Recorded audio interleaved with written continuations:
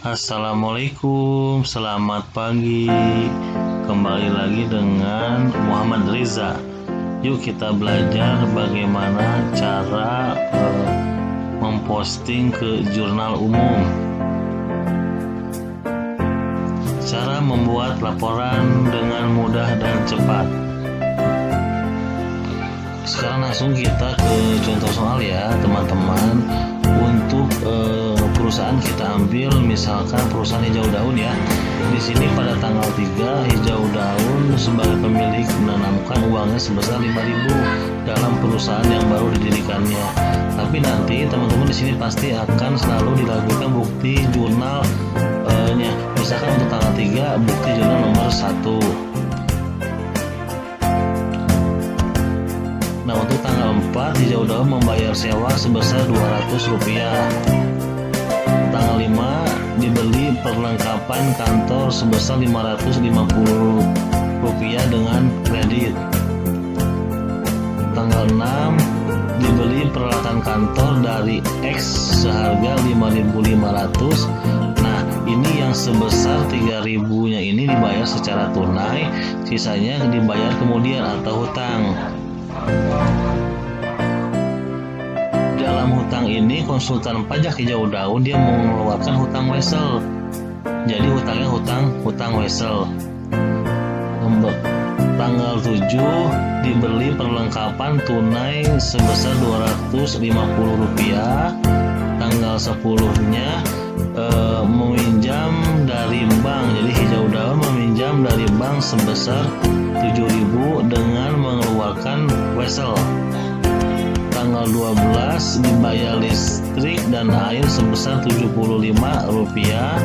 Tanggal 14-nya hijau daun menerima pembayaran dari jasa bengkel sebesar Rp25.700. Untuk tanggal 17 di sini hijau daun membayar gaji ya, dibayar gaji sebesar Rp12.000. Untuk tanggal 20 dibayar ke PTX peralatan yang dibeli. Jadi ada pembayaran kepada PTX atas peralatan yang dibeli pada tanggal 6 sebelumnya. Terus tanggal 25 hijau daun mengambil uang untuk keperluan pribadi atau withdraw sebesar Rp750. Tanggal 28 dibayar ke bank Rp2.000 dan bunganya sebesar Rp105. Oke, kan tadi sudah dijelaskan ya beberapa transaksi dari mulai tanggal 3 untuk perusahaan hijau daun. Nah, ini untuk membuat jurnal penyelesaian teman-teman memerlukan data. Datanya ini kita lampirkan. Data yang diperlukan untuk membuat jurnal penyelesaian yang pertama dari perlengkapan kantor yang dibeli selama tahun 2018 sebesar 800, sisanya yang belum terpakai 300. Berarti yang terpakai berapa? 500. Yang kedua, biaya penyusutan peralatan pada tanggal 31 Desember 2018 ditetapkan sebesar 750. Yang ketiga, bunga yang masih terutang pada tanggal 31 Desember 2018 adalah sebesar 50. Yang keempat, upah yang masih terutang dan belum dicatat pada tanggal 31 Desember 2018 adalah sebesar 2. Ini yang barusan itu diperlukan untuk menyusun jurnal penyelesaian. Untuk tahap pertama kita akan membuat dulu teman-teman, kita akan membuat jurnal umum. Nanti kita akan step by step jurnal umum dulu. Setelah jurnal umum nanti kita akan bagaimana cara memposting dari jurnal umum ke buku besar. Nanti akan video berikutnya jurnal umum itu ke buku besar. Yuk sekarang kita buat ya jurnal. Oke, sekarang kan tadi kan udah sudah dijelaskan tentang beberapa transaksi yang dilakukan oleh perusahaan hijau daun. Sekarang kita tinggal memposting ke jurnal umum. Nah, di sini untuk jurnal umum ini ada beberapa kolom. Yang pertama ada kolom tanggal. Yang kedua ada nomor bukti. Nomor bukti ini nanti teman-teman teman-teman bisa lihat di transaksi. Biasanya di akhir kata itu ada nomor bukti, berarti nomor bukti jurnal nomor sekian gitu kan. Nah, terus ini ada kolom reference. Misalkan nanti teman-teman bisa masukkan, kita kasihkan kolom misalkan nama perkiraan kas nomor akunnya berapa, misalnya 101. Nanti munculkan di sini 101. Nah, di sebelah sini ada debit, di sebelah sini ada kredit. Nanti tergantung pos akunnya. Kalau misalkan kas bertambah di debit, simpan di sebelah debit. Kas berkurang, simpan di sebelah kredit, maka posnya di sebelah kredit. Oke, sekarang kita kembali ke tanggal 3 ya. Di tanggal 3 ini ada transaksi di mana Hijau Daun sebagai pemilik menanamkan uangnya sebesar berapa? 5.000. Berarti kalau Hijau Daun menanamkan modal, maka transaksi yang timbul adalah kas bertambah di sebelah debit dan modal bertambah di sebelah kredit. Kenapa modal bertambah di sebelah kredit? Karena modal merupakan salah satu bentuk sifat. Oke, terus yang tanggal 4-nya membayar sewa ruangan sebesar 200. Berarti apa transaksi yang timbul? Sewa ruangan sebesar 200 di debit, kas berkurang sebesar 200 karena adanya pembayaran sewa ruangan. Terus di sini untuk tanggal 5-nya dibeli perlengkapan kantor seharga 550. Nah, kalau ada pembelian perlengkapan kantor tapi di sini pembelian secara kredit, berarti transaksi yang timbul adalah perlengkapan kantor bertambah 250 di sebelah debit, utang dagang bertambah di sebelah kredit. Kenapa bukan kas yang berkurang? Karena ini transaksi berupa kredit, berupa utang. Untuk tanggal 6 diberi peralatan dari PT X sebesar 5.500. Nah, sebesar 3.000 dibayar tunai, sisanya berarti 2.000 ya akan dibayar kemudian, berarti hutang. Namun konsultan pajak Hijau Daun menerbitkan hutangnya hutang wesel atau wesel bayar. Nah, di sini berarti peralatan kantor itu bertambah di sebelah debit sebesar 5.500.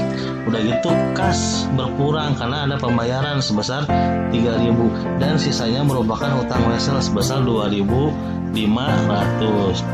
Nah, setelah itu ada transaksi nomor 7, diberi perlengkapan kantor tunai. Oh, berarti kalau tunai berarti apa? Ada transaksi perlengkapan kantor di debit bertambah sebesar 250.000. Terus di sini kas berkurang. Kenapa? Karena ada pengeluaran kas berupa pembelian perlengkapan kantor. Kas berkurang di sebelah kredit. Nah, transaksi tanggal 10, meminjam dari bank niaga dengan mengeluarkan wesel. Berarti di sini apa nih?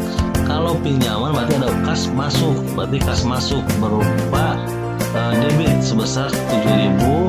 Nah, karena ini hutangnya hutang wesel, maka hutang bertambah sebesar 7.000 di kredit.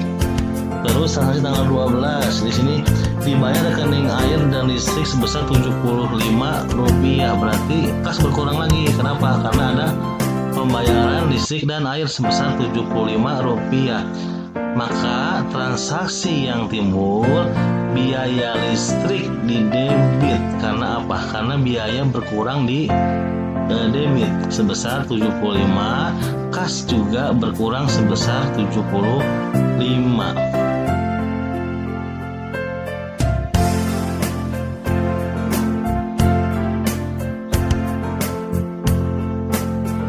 Terus di tanggal 14-nya di sini ada menerima pembayaran dari jasa bengkel. Wah, ini kas masuk nih.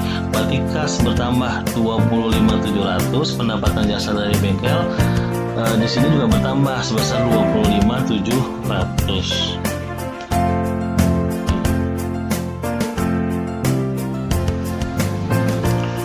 Sekarang ini untuk transaksi tanggal 17 itu ada pembayaran gaji. Pembayaran gaji sebesar 12.000. Berarti transaksi yang timbul biaya gaji di debit 12.000 karena sudah dibayar, kas berkurang 12.000 karena ada pengeluaran kas. Transaksi tanggal 20, di sini ada pembayaran kepada PT atas peralatan yang dibeli tanggal 6 sebesar 1.500. Berarti wesel bayar dibayar nih, wesel bayar dibayar pada tanggal 20 sebesar 1.500 itu di debit, dan kas berkurang karena ada pembayaran wesel bayar sebesar 1.500 di kredit. Nah, ini transaksinya ya, wesel bayar terhadap kas. Tanggal 25 itu ada pengambilan pribadi sebesar 750, berarti prepay bertambah sebesar 750 di debit, kas berkurang sebesar 750 di kredit. Tanggal 28 di sini dibayar ke bank sebesar pokok pinjaman, tapi yang dibayarnya adalah 2.000 dan bunganya dibayar sebesar 105. Maka transaksi yang timbul adalah hutang wesel atau wesel bayar di debit sebesar 2.000, terus biaya bunga sebesar 105 itu di debit, dan di kredit adalah kas karena berkurang sebesar 2.105. Oke, itu untuk jurnalnya.